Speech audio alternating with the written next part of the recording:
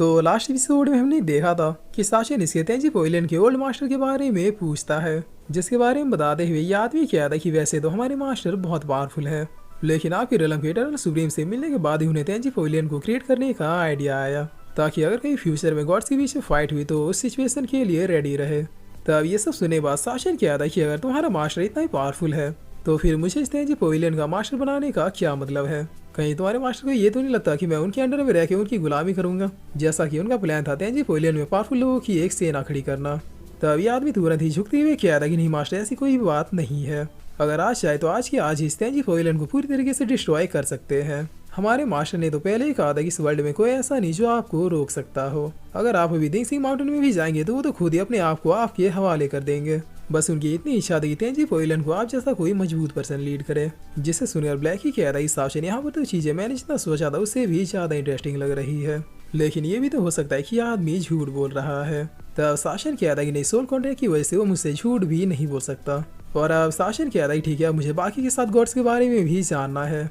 तब ये आदमी भी यस मास्टर कहते हुए अपने सामने कुछ अफेयरेंस को अपेयर करता है, जिन्हें दिखाते हुए ये आदमी कहता है कि मास्टर इसका नाम माओशाओ है। ये अपने शाओजोंग रिलम का रूलर है। इसे सेंसी कॉन्टिनेंट का बेवड़ा गॉड भी कहा जाता है, क्योंकि ये हर समय शराब के नशे में ही धुत रहता है।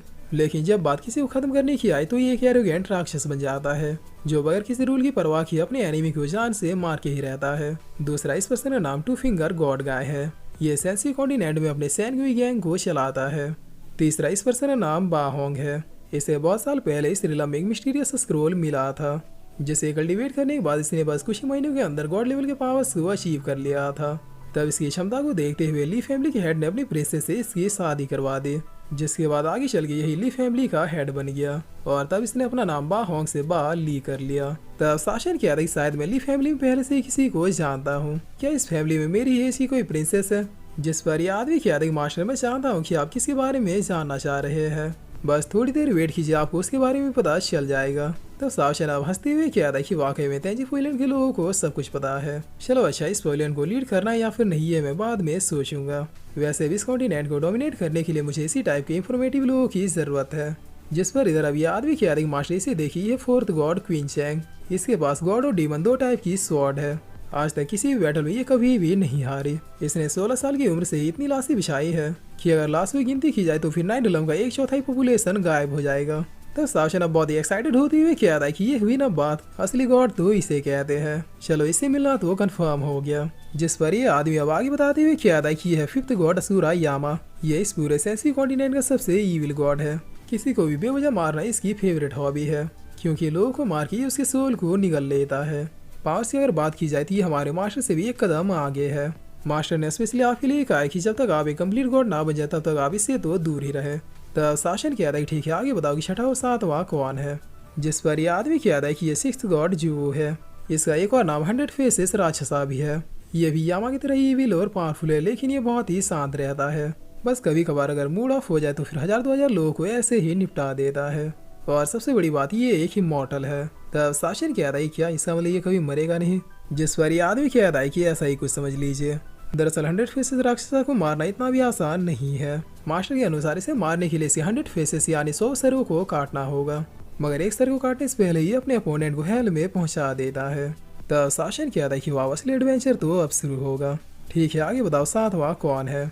जिस पर यह आदमी कह रहा है 7वां गॉड ली फैमिली का फाउंडर ली सिया है। इसी ने अपने भाई की बेटी की शादी बाहोंग से करवाई थी और वो बाहोंग से बाली बन गया था। लेकिन आपसी झगड़ों के बाद ली सिया ने कुछ संपत्ति देकर उन्हें अपनी फैमिली से अलग कर दिया।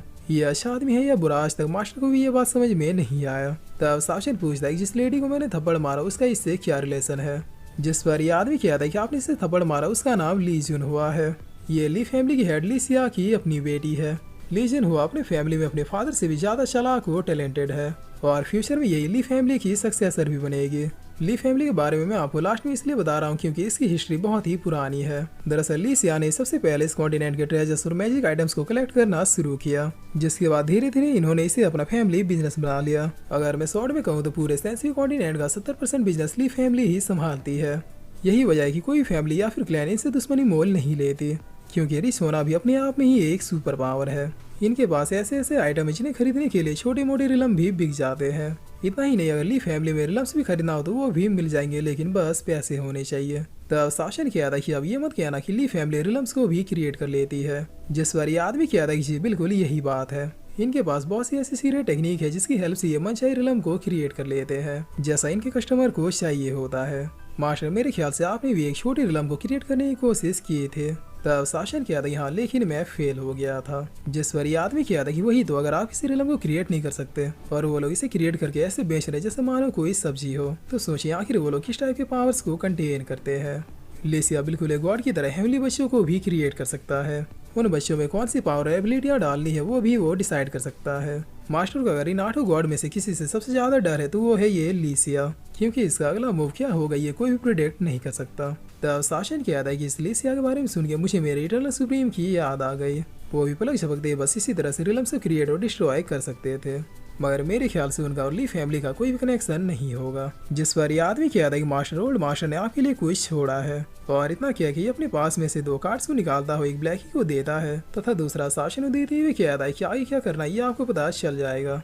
तब जैसे ये कार्ड अब शासन में समाता है वैसे एक बहुत ही बड़ा फॉर्मेशन शासन के नीचे बन जाता है। तब यहाँ से टेलीपोर्ट होते हुए शासन कहता है कि आखिर ये कौन सी पावर है।